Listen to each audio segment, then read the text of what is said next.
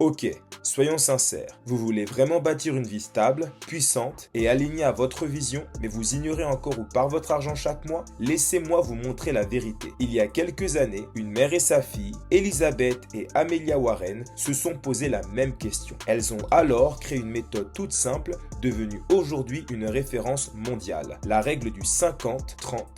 Restez bien jusqu'à la fin parce que dans cette vidéo, nous allons l'appliquer ensemble, pas à pas, avec un exemple concret dans le Budget Planner Control. À l'origine, la règle du 50-30-20 est née d'une idée très simple. Gérer son argent ne devrait pas être un fardeau, mais une habitude de paix. Elizabeth Warren, économiste, s'est rendu compte que beaucoup de familles vivaient dans le flou. Elles travaillaient dur, mais ne savaient pas vraiment où partait leur argent. Résultat, du stress, des inquiétudes et un désarroi total. Elle a donc imaginé une répartition claire. 50% pour ceux qui vous fait vivre, 30% pour ceux qui vous fait plaisir, 20% pour ceux qui vous fait avancer. C'est une méthode rassurante parce qu'elle ne vous impose pas la perfection, elle vous aide simplement à voir clair, à vous sentir maître de vos choix et à avancer sans culpabilité. Avant de vous montrer l'exemple dans le planeur, prenons un cas simple. Imaginez que vous gagnez 2000 € par mois, après impôt. Voici comment vous pourriez répartir votre budget selon la règle. 50% pour les besoins essentiels, soit 1000 €, 30% pour les envies, soit 400 €, et enfin 20% pour l'avenir, soit 600 €. Cette répartition vous donne une vision claire, mais surtout, elle vous aide à poser des limites saines. Vous savez ce que vous pouvez ajuster sans vous punir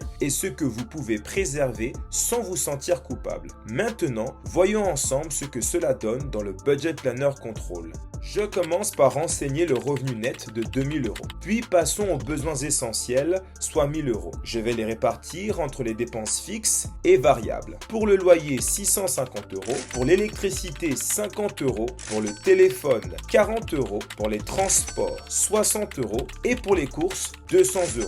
1000 € tout pile. Ici, vous voyez immédiatement si vous dépassez la limite. Pas pour vous juger, mais pour vous aider à vous poser la bonne question. Est-ce que je paie encore pour des choses qui ne me servent plus? Passons maintenant aux envies à hauteur de 400 € que je vais répartir dans le planeur en fonction de leur nature fixe ou variable. Deux sorties pour 120 €, pour mon abonnement Netflix 15 € et pour mon abonnement Spotify 10 €.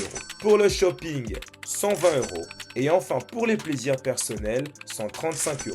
Au total 400 €. Vous pouvez vous faire plaisir sans culpabiliser car tout est prévu. Le planeur vous montre que le plaisir n'est pas un problème tant qu'il a sa place. Et je termine avec l'avenir à hauteur de 600 € dans le tableau des économies.